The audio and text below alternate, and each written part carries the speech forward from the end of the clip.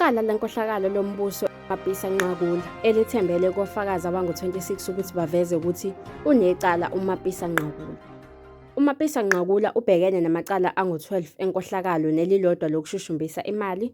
Uvele enkantolo ye-Mantshi yasePitoli nalapho udaba lwakhe lwadluliselwa enkantolo enkulu yasePitoli ukuze kuqulwe icala. Lowo owayengusomlomo wephalamende ubhekene namacala angu-12 enkohlakalo nelilodwa lokushushumbisa imali. La macala ahlobene nesikhathi sakhe njengongqongqoshe wezokuvikela lapho kusolakala ukuthi wacela futhi wathola imali elinganiselwa ku-4.5 miliyoni kusonkontileka. Umbuso usunikeze ithimba labameli bakaMapisa-Nqakula icala. Icala lihlanganisa amacala abhekene nawo, izigameko zomshushisi kanye nohlu lofakazi bombuso anqatshelwe ukukhuluma nabo ngesikhathi kuqhubeka icala.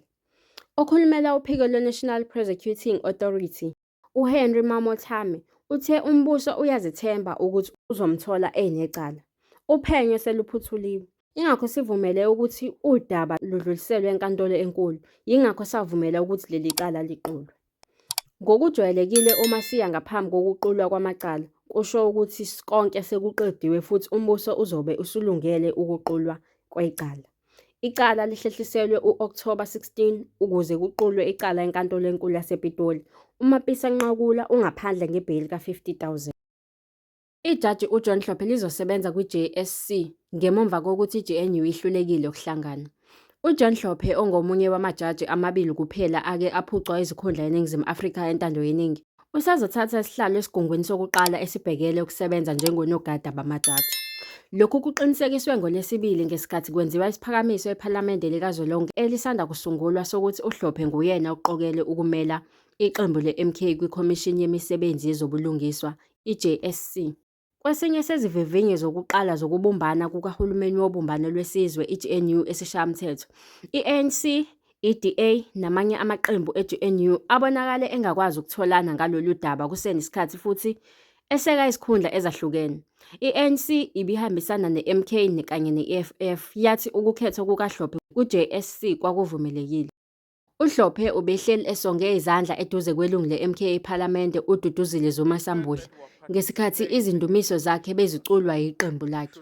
Uthole ukwesekwa okufudumele yi-EFF eveze ukuthi izongena ephalamende lesikhombisa ukuthi izothatha njengengxenye ye-caucus ebizwa ngokuthi i-Progressive Caucus ihambisana ne-MK.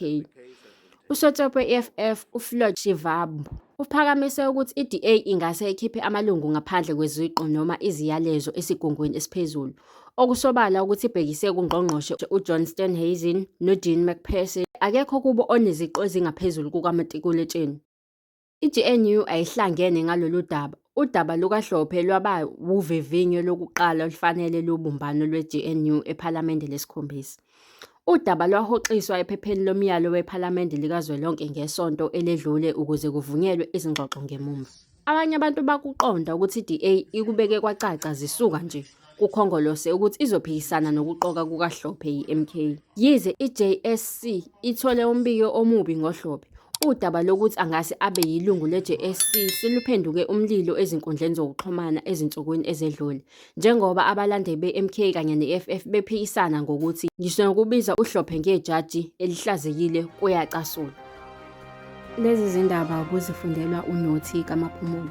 Stay connected, stay informed.